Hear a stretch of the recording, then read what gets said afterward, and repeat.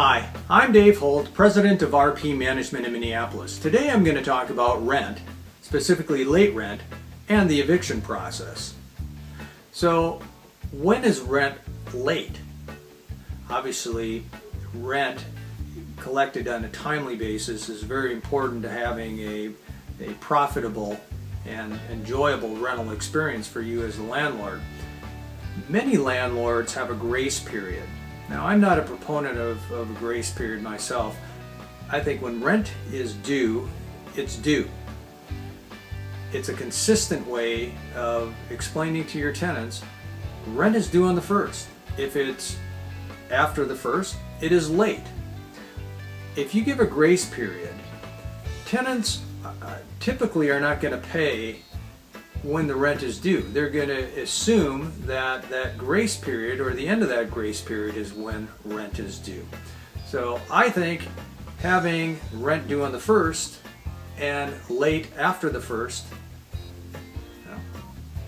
I think it speaks for itself. So when do you file? Well, we go through a series of notices first of all. Now, we don't treat our tenants like necessary evils of rental property. We look at our tenants as customers, and we understand that things happen to tenants, whether they have a job issue, a job change, and things happen in their lives, in all of our lives, where sometimes rent is going to be late. Now, that doesn't mean that you're going to be changing your processes at all, because fair housing comes into play. You want to make sure you're treating everybody consistently. So if rent is due on the 1st and it's late as of the 2nd, you might have a period of time to give out a late notice warning. Doing that, say, on the 5th of the month, sending out a statement to your tenants that they are late and rent is due.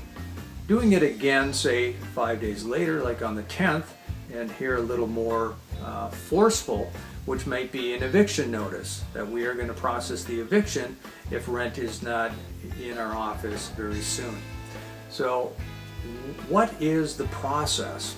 Well, if they get to the point where rent isn't coming in, waiting till the end of the month and listening to the stories, you shouldn't do that. You should have a very consistent method. Rent is due, here's the notices that go out, and here's when the eviction is going to be filed. By following a consistent pattern like that, tenants know that you're serious. Otherwise, you could be dragged on for months without getting paid. So you file in the county and you pay the fees, and unfortunately those filing fees are very, very expensive. Then they'll typically give you a date which is about 2 weeks out. So if you're filing, say, mid-month, you might have a court date, say, by the end of the month. Now, if the tenant shows up, more than likely they're going to stay or give the tenant some time. So they'll stay the eviction before the tenant will have to move out, and usually that's 1 week that they'll stay the eviction. And so the tenant will give 7 days to clear out, get their things out. If they're not out, then you would obtain what's called a writ of restitution, and you'd get that document, you'd bring it to the sheriff.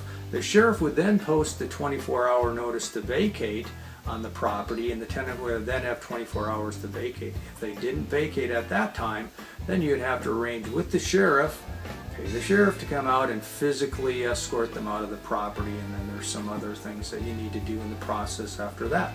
But it can get very complicating, and so having a professional company handling the collection of the rents and the whole notice periods and potentially the eviction action is important. So why handle it yourself? Hire a professional. If you'd like to hear more, please contact me.